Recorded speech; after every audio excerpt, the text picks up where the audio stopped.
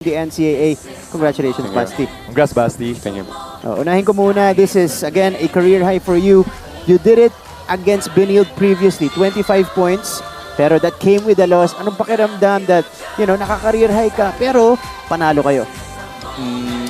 Ang sobrang sarap kasi lahat kasi ng games namin na pinalalo talagang kailangan trabahuhin.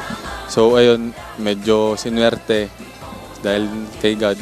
Sarap sa pakiramdam pag panalo. Basti, lagi kang pinupuntahan ng Arellano kanina, tapos di ka mapigilan eh. Hindi mapigilan. Oo, kahit sinong bumantay sa'yo. Oo. Napopostapan mo, talagang minamama mo.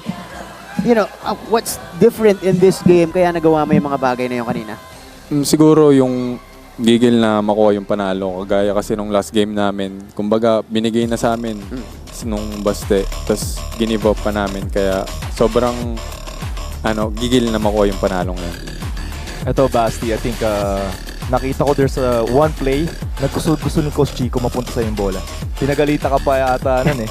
Pero on the next possession, binigay niya agad sa'yo. Anong masasabi mo sa trust and yung confidence na binibigay ni Coach Chico? Si Coach Chico kasi nilalatag niya yung sistema niya sa amin, pero players coach kasi Coach Chico. Kumbaga, bibigyan ka ng kumpiyansa. It's up to you na lang kung kukunin mo yon o kung makakashoot ka. Yes. Okay. Nakashoot naman. Nakashoot naman. Ang dami nga eh. Talk about that fourth quarter. Basti, ikaw talaga yung pinuntahan ng team mo. At sinabi ni MG kanina, yung courtside reporter namin, yung style mo ng leadership is, of course, leading by example. Pag-usapan natin yung fourth quarter, kasi parang kang sinapian dun. Ano nangyari dun? What was happening? What was going through your head nung nandun ka sa zone na yun? Sa akin, wala kasing masyadong si Lawrence na check. Kaya si T-Mac naman, alam naman natin lagi nandyan si T-Mac, pero wala masyadong pinupuntahan yung offense namin. Kaya pinilit ko na makuha yun. Grabe siya kanina. Walang makapigil dito kay Basti Valencia. Walang mapuntahan eh. Ako na lang yung offense, sabi ni Basti. Muntik na ipasok ni Coach JV kanina eh. Triple team na nga kami sa'yo. Hirap na ako kakaano eh. Basti, okay. Alam natin, kinausap ka namin nung media conference. This is a team that has grown a lot from the first year. Nakita mo yung growth. Now you're the leader. Pang-anim yung panalo dito sa ating season. At officially, nasa Final Four race pa kayo. Talk about the journey so far na pinagdaanan nitong Chiefs team. Lalong-lalo na dito sa Season 100. Siguro nung dumating kasi si Coach Chico, nagulat lahat.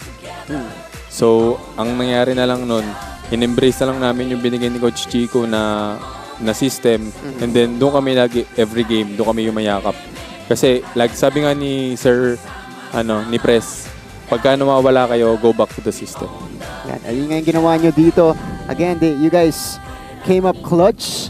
Dahil fourth quarter, comeback yung ginawa nyo, Basti. Your chance to greet everybody who watched your game. Thank you sa lahat ng supporters ng Arellano. And thank you po sa Kaiko family. Thank you sa family ko sa laging pagsuporta. Thank you din sa coaching staff para sa pagpe-prepare sa amin every game. And thank you sa girlfriend ko na laging sumusuporta. And sa family, sa lola niya. And happy birthday po kay Jason Morales sa penan ni Kapulong. Malupit yun Hinabol yung greeting sa dulo doon. May bulletin paper. Meron na. Manila paper naman lumabas. Talaga ngayon yung mga eksperto na yung mga player natin Basti, congratulations. Career performance, 25 points para sa kapitan netong Arellano Chiefs.